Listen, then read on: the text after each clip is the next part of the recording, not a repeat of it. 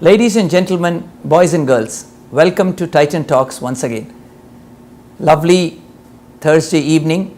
Gives me great pleasure to welcome Mohammed Mahnashi to the show. Mohammed, welcome to Dubai and welcome to the show. It's such a pleasure to have you. My pleasure also to have you there. Thank you. Mom, I've been watching and hearing Mohammed on social media, talking to so many youngsters, talking to industry forums, and just for the knowledge of all the people listening to us, he has a lot of experience in technology, has grown, has worked with some very prestigious institutions, has been with the ministry for a long time, has been involved in some very significant projects. So today we are going to spend some time with Mohammed, understanding his journey, finding out what takes him to be successful and what makes him wake up every morning and rush to work. So Mohammed, welcome to Titan Talks once again. Welcome again, and thank you. Pleasure. I want to thank all the people here in this talk show, because really I consider there's more people more important than me that you should introduce, but it's a good opportunity for me to try to talk about a little bit things that have been done in my life. Wonderful. And to share it with you. Wonderful. And to see maybe someone will get benefit out of that. Wonderful. So awesome, Mohammed. We are excited. So Mohammed, tell the viewers about your journey so far. I mean, you're extremely successful. You've arrived at a position of leadership now. Tell us your journey. How was it? Alhamdulillah, the journey takes more than 20 years now of patience, of working hard. You know that every morning you wake up and consider that day as a new day. You forget about all things in the past. You forget about yesterday. You start thinking about, I have only 2 days and to plan for tomorrow. This thing drive you that not to think about the past too much, because you go from one place to another place, you find new challenges. Each day has its own challenge, and it will end by end of that day. And this is really a fact, that you don't say that this is my limits, I cannot do this, I cannot do that. But I start telling myself that if someone did that thing, I can do it. Wow. I start, after my graduation, I graduated from computer science. My graduation project was as intrusion detection. Mm-hmm. And that time security was not that major, it was not that market like these days. So I started working on programming. I've not went to an IT company as all my colleagues, but I went to work with one of King Saud University in the admission, Dean of Admission. And we start from there. I saw how people are thinking, how people are trying to find solution for things. And I've been proud on that 2 or 3 years. I've been proud that we have issued for the first time in Saudi Arabia, that the registration, the automatic registration and auto registration for the students, and it was the first one I think in our region. That, yeah, and that time I was young, and that 3 years also I saw how we work with Qiyas, which is how to measure the students and how to add another qualification, not only the secondary school, you have this Qiyas exams. And I am also proud to be with that team and to work with them on some things and to lead some things there. You know, that gives me that you are not only a programmer.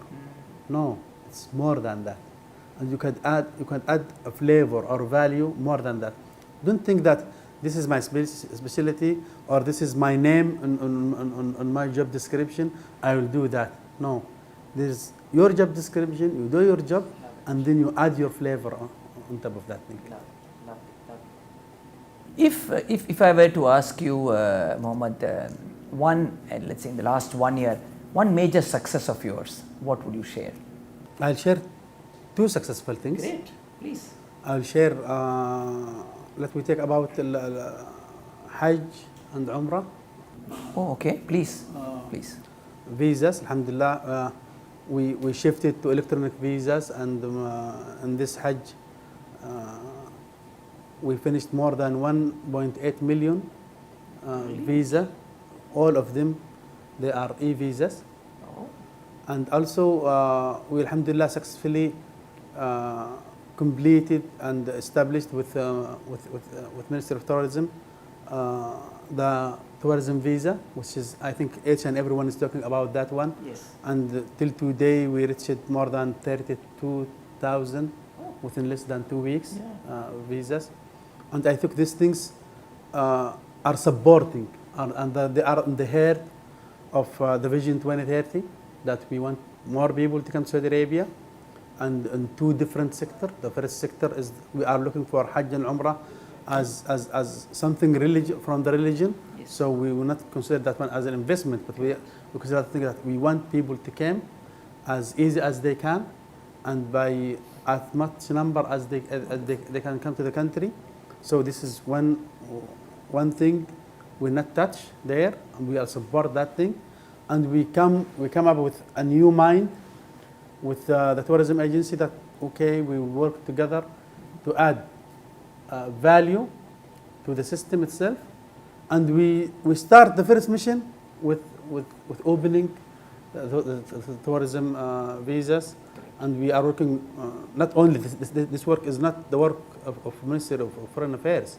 No, this work is Ministry of Interior, Ministry of Foreign Affairs, Ministry, all agency of authority of tourism also with us. We are talking about many agencies in the country.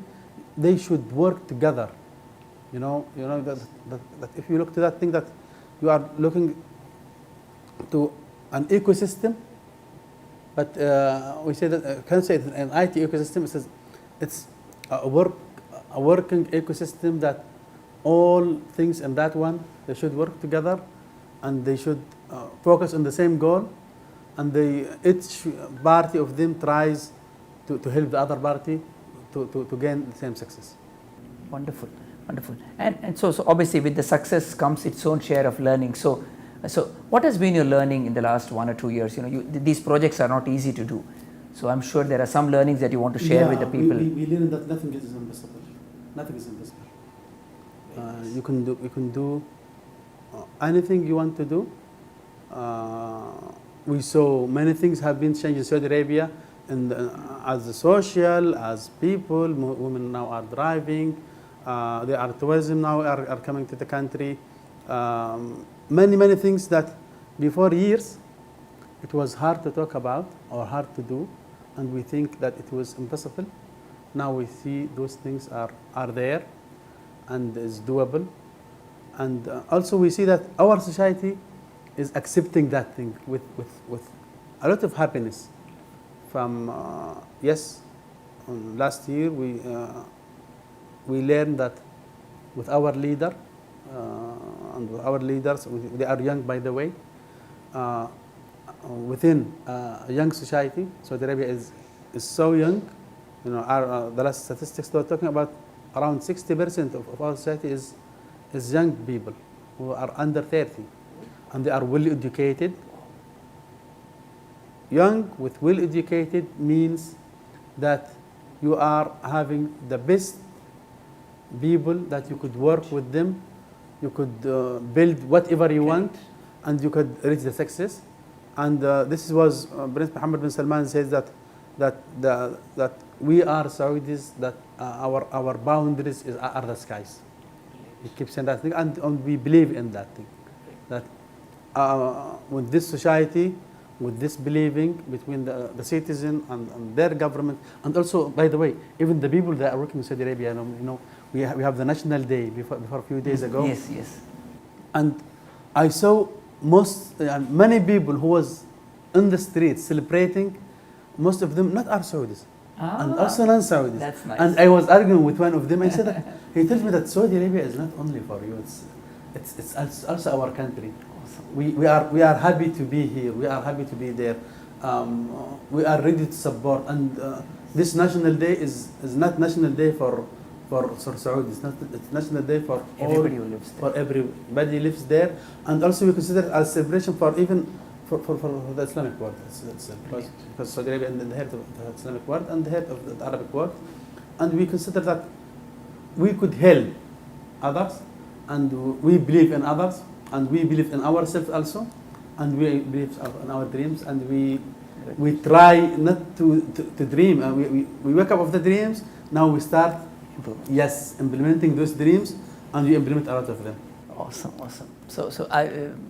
So boys and girls and ladies and gentlemen, I know Mohammed has done a lot of work. So this part of the conversation, we are now going to get a little technical with him. So something close to my heart, and I know Mohammed, you've been instrumental, and I always believe that a good project management office is the backbone of any success of any project implementation. I know you have set up a PMO, you have head up, you have done strategic assurance, you have done quality assurance. Can you share with us something about that experience of yours? Yes. In project management, in the government, project management is a challenge. Yes. This is one part. The other part is the IT project management is a challenge also. If we talk about government IT project management, so very, we are talking about something really complicated, and it is not about the science, by the way. If you are talking about, is it a science, is it a scientific thing there? Is it the thing that you follow up some methodology? I tell you no, it is not about methodology, because if we follow the methodologies in IT work, we ask for BOC. BOC means that show me the result before you start. So which is not there in the project management concept, or even if you go to the agile or other things. Yeah. So the project management office should be so flexible. They say agile, but I say so flexible to understand and to move and try to give you the answer, or to move you to the answer directly. Now, it is not about project management than delivery. I'm talking that if you're talking about decision maker, he don't care about how fancy you make your project management office, but he cares about the time, the money, and the scope that you are implementing that your work in. So if you could balance those three together, you are delivering in time. So the project management office should only give us a way. We have vision. Also, we came up with vision-realistic offices. Also, it has the same concept as project management offices. Those, they give us a way to write the journey, but to work on the journey itself, now we are talking about delivering the work itself. So to deliver a thing means that you should follow the book 100%, but you do it in the right way,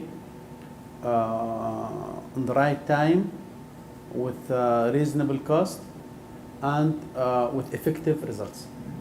Brilliant. What would be the message you would give to the project managers out there who are young, wanting to become? What would the message? The message is that you should, before you start any project, you should be with a team for 1, 2, 3 years.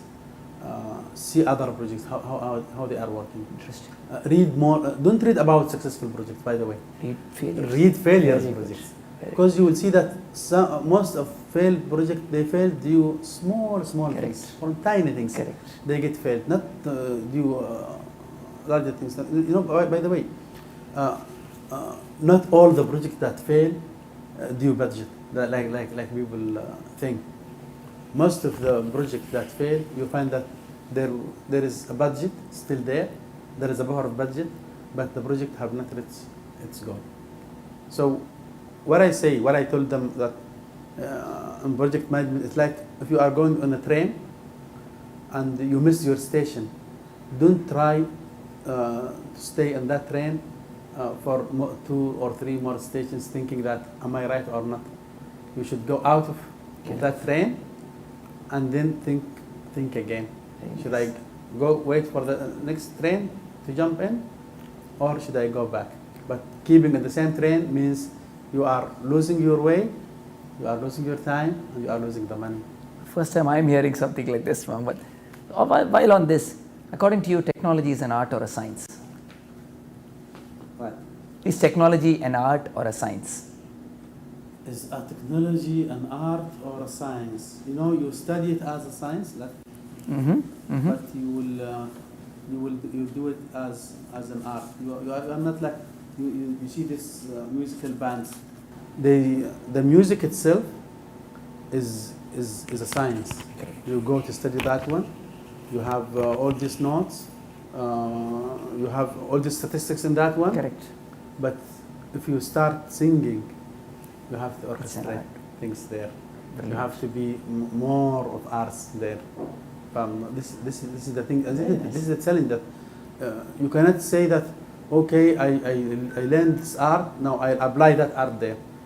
You cannot do it. And you know that most of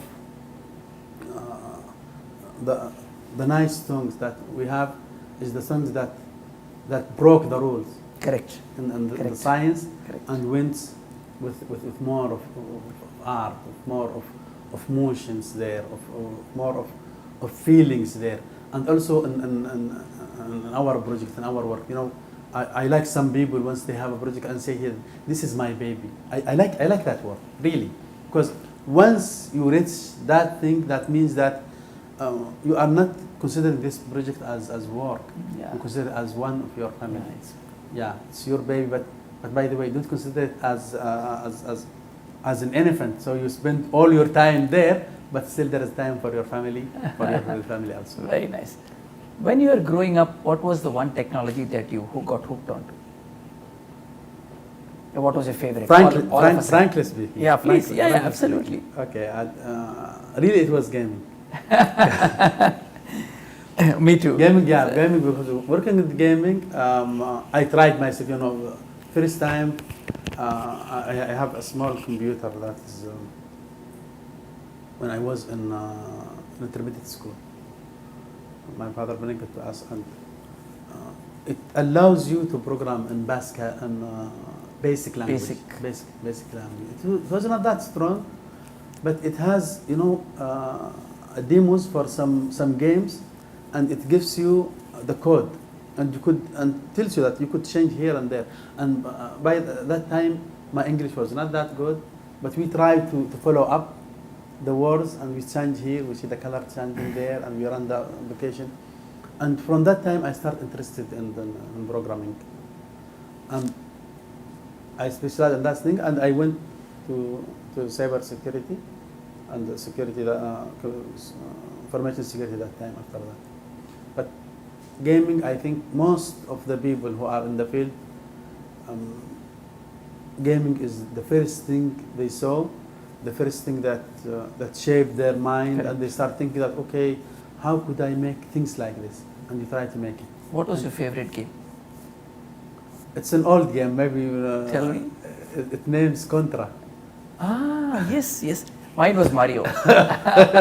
So all of us have. But you know, we see youngsters now, and you know, we have kids, and we see our generation, and they are very different. So what do you think has changed in the last 10, 15 years in technology and with us?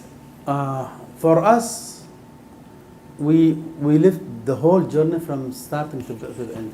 We start with no internet till 5G. Correct. We lived all that thing, and we work by our hands in that thing. We work with 368 processors till now until I don't know what we have number. The new generation, no, they are the generation who born with the social media in their blood. Excellent. You know, from the first time the kid is born, you are filming him, and you put his picture on social media. So we have not been lucky like them. Yes. We have not seen that things, but we live that thing. We start creating that thing. For our memories, we have some traditional things, and we have these high-tech things. But for them, all their journey is a high-tech journey, and also we as fathers or as parents, we do also the same thing with our kids. We bring them the latest technology. We try to show them things.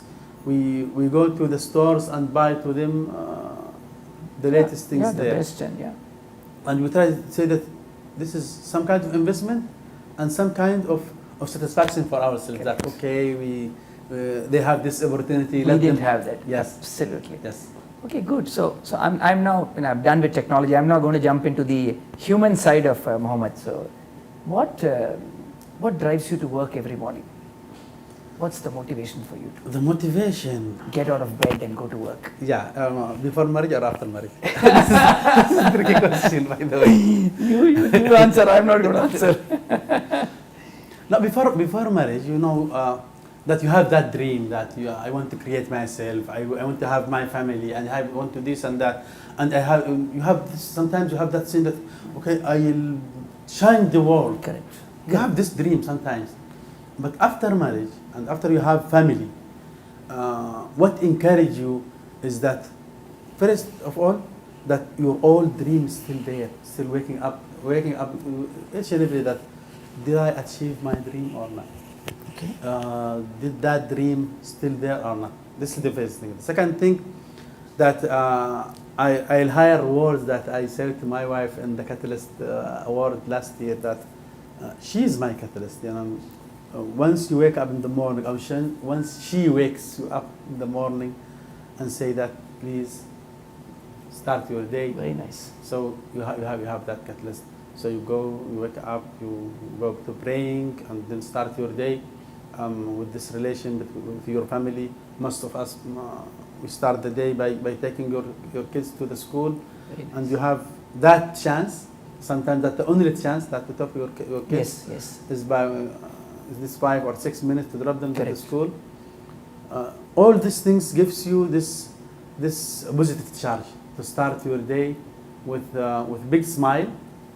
And with that patient work, Awesome. not only the work, but for achievement. You know, that, okay, I still have not achieved my dream, Sure. and also now my kids, year after year, they are growing up, and they are looking to me. Correct. So I have to change better and better and better. Very But nice, very nice. things that I was telling them that before now are not accepted. I should show them more. Change them. I should show Very them more. And how do you inspire your team? What do you tell your team when you walk in? And By I know any- you're a great no, team manager. I've seen that. no, not that great, but what I'm trying to do, I do two things with my team. First thing, I have not asked any of my team that why you came late or why are you leaving early. Very, very good. Okay, so That's very progressive. Yeah, I'm looking to the work and for the attendance, and this is the HR problem, not my problem. This is the first thing. Second thing that I say that we have, if you work is 6 hours or 8 hours time, it is more than enough to finish or to accomplish your work. So if you want to spend more or 1 or 2 hours on the work itself, that means that we have problem in our timing for our time for the work itself. So most of the time, by end of the last minute of the work itself, you find me moving out of my office, even whatever is there.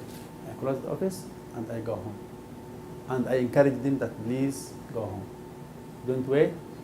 What you have not achieved within 8 hours, you cannot achieve You will it not with, achieve. with 1 more hour. What has been the mantra to your success? What has been the key to your success? Maybe challenging myself sometimes.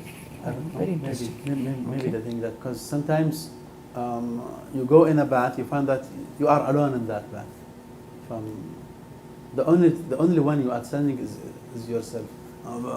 By the way, and also some of your colleagues, they put you in some sense. I remember that in university, one semester, me and one of my colleagues, we have a challenge that could we go to the final exam without revising anything and see what could we do. And it was really amazing. You know, we went there. Wow. The last week we have not revised anything, depending on what we remember, and Wow. we get great Marks? Yes, that was amazing. You know, that you say to yourself that okay, the information was there, but revising sometimes is making things goes out. But without revising, and you know you are in challenge, all those information comes from your internal mind to refresh memory, and you start about that thing. And that was really Awesome. I did it one time, but it was scary, but it has this may be answered question somehow. If you were not in technology, where would you have been? In marketing. Wow. So tell us something about that. Wow. Yes, in marketing, because marketing, and somehow it has the same concepts of the IT. In IT, we're trying to implement or to use whatever technologies we have to make people happy. In marketing, you have a product, whatever that product is, you are trying to convince people to tell them that you own this product and you will be happy generally. And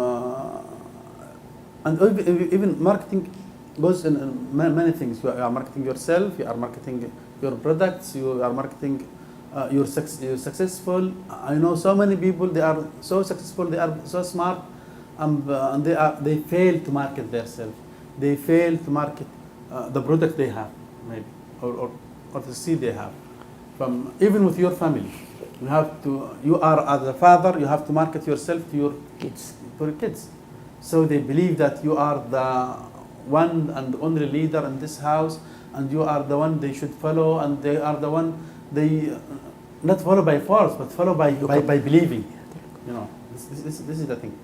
Excellent, brilliant. So, ladies and gentlemen, that was Mohammed for you. We went through the different aspects of his life, and for me, there are a few key takeaways. One, so Mohammed, apart from being an engineer by qualifications and experience, is a great human being by heart. I know him. I've met him. I've interacted with him. A few key takeaways. One, let the day end with the day, like he says. He said it very beautifully at the beginning, which is when your day ends there, and the next day you start with a new page. A lot of us tend to take problems from work to home. We tend to take problems from today to tomorrow. Don't do it. Kill it that day, bury it, and start a fresh day. It's a great takeaway for me. Number two, stay humble, stay rooted, stay connected with your family. Extremely important. Like in Mohammed's case, a lot of us derive strength from family, derive strength from friends. Find out which is your strength point. Operate from that. The 5 minutes he spends with the kids, or the wake up time he gets with his wife, are extremely important for him. He rides on that to success every morning. Three, telling his team, focus on your objectives and your deliverables. Do not look at your watch, do not look at the time, and very rightly, if you have not done something in 8 hours, you will not do it in the next 1 hour. So that's brilliant, and I'm sure that has only given him great results. And four, very importantly, look for the small things, because sometimes projects do not fail due to huge reasons. It's sometimes the tail in an elephant that actually creates problems. So look for the details, dive into the details, and make sure you get that before you become successful. And finally, the final takeaway for me was challenge yourself every day when you get up. And if you don't, that will not drive you to greater points. Ladies and gentlemen, that was my takeaways, and I hope some of you are making notes. And Mohammed, thank you very much for coming on the show. It was such a pleasure. My pleasure talking also. to you and meeting you. Talking to you and to having you in this great interview. Thank you. Thank you very much. Thank you very much. Bye-bye.